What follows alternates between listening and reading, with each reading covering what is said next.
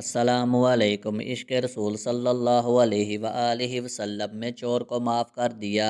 ایک بزرگ حج کے سفر پر گئے، ایک جگہ سے گزر رہے تھے۔ ان کے ہاتھ میں ایک تھیلا تھا، اس میں ان کے پیسے تھے۔ ایک چور ان کے ہاتھ سے وہ تھیلا چھین کر بھاگ گیا۔ کافی دور جا کر اس کی آنکھوں کی بنائی اچانک زائل ہو گئی۔ اس چور نے رونا شروع کر دیا۔ لوگوں نے پوچھا، بھائی کیا ہوا؟ کہنے لگا، میں نے ایک آدمی کا تھیلا چھینا ہے۔ وہ کوئی بڑا مقرب بندہ لگتا ہے، بڑا اچھا بندہ لگتا ہے۔ میری آنکھوں کی بنائی زائل ہو گئی ہے۔ خدا کے لیے مجھے اس کے پاس پہنچاؤ تاکہ میں اس سے معافی مانگ سکوں۔ لوگوں نے پوچھا کہ یہ واقعہ کہاں پیش آیا؟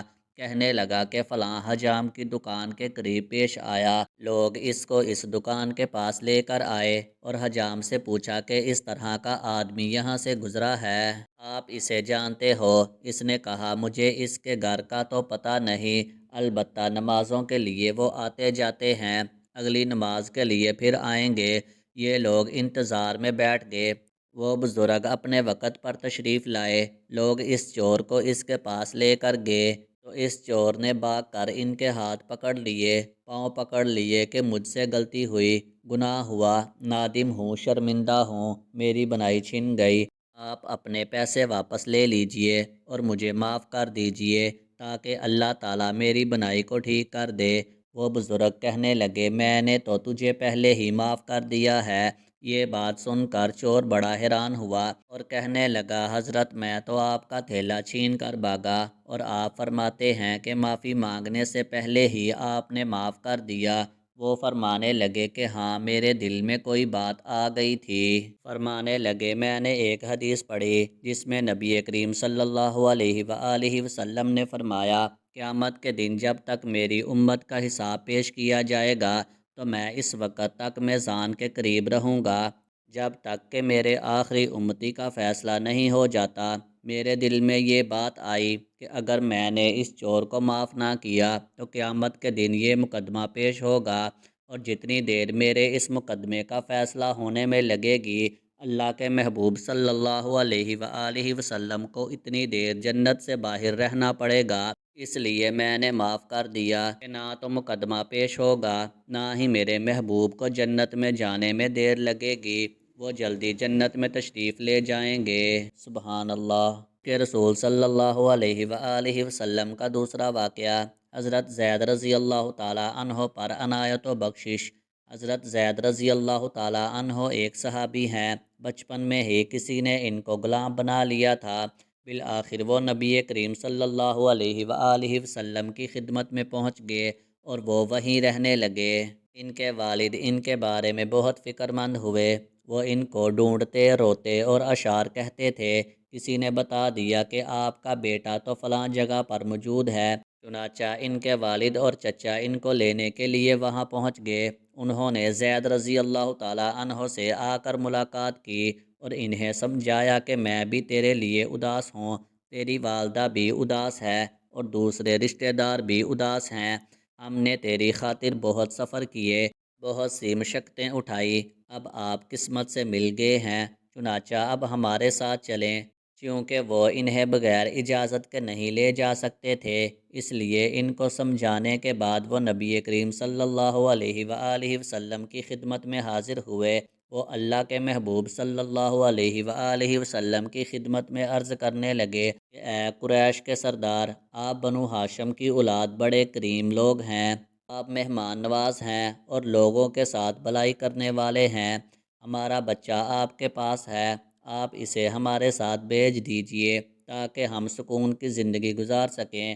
نبی کریم صلی اللہ علیہ وآلہ وسلم نے ارشاد فرمایا، میں یہ اختیار زید رضی اللہ تعالیٰ عنہ کو دیتا ہوں، اگر یہ آپ کے ساتھ جانا چاہے تو اسے جانے کی اجازت ہے، اور اگر یہ میرے پاس رہنا چاہے تو میں زبردستی بھیجنا نہیں چاہتا۔ جب حضرت زید رضی اللہ تعالیٰ عنہ کے ذمہ بات لگی تو انہوں نے ایک نظر اپنے والد کے چہرے پر ڈالی اور ایک نظر اپنے محبوب صلی اللہ علیہ وآلہ وسلم کے چہرے پر ڈالی اور اٹھ کر نبی کریم صلی اللہ علیہ وآلہ وسلم کی گود مبارک میں آ کر بیٹھ گئے اور ایک بچہ ہونے کے باوجود کہنے لگے کہ اے اللہ کے نبی صلی اللہ علیہ وآلہ وسلم، میں آپ سے جدا نہیں ہونا چاہتا۔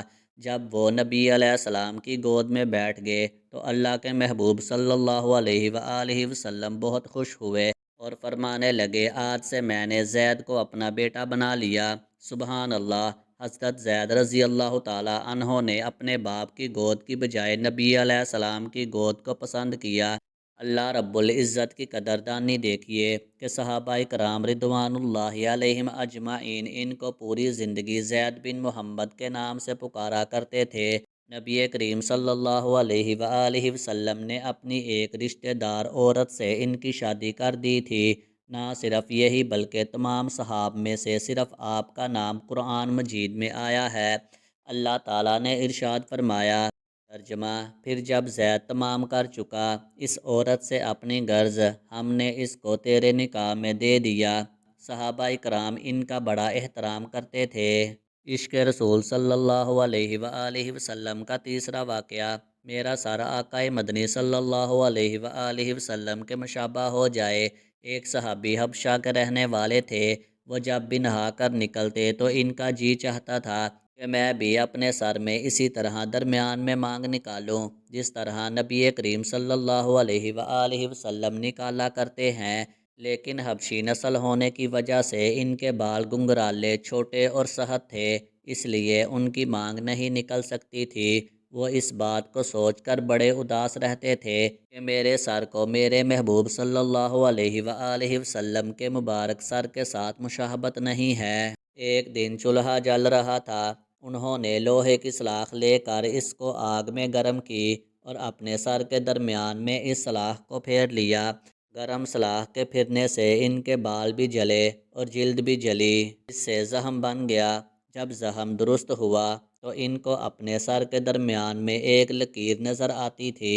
لوگوں نے کہا، تم نے اتنی تکلیف کیوں اٹھائی؟ وہ فرمانے لگے، میں نے تکلیف تو برداشت کر لی ہے، لیکن اس بات کی بہت زیادہ خوشی ہوتی ہے کہ میرے سر کو اب محبوب صلی اللہ علیہ وآلہ وسلم کے مبارک سر کے ساتھ مشابہت نصیب ہو گئی ہے۔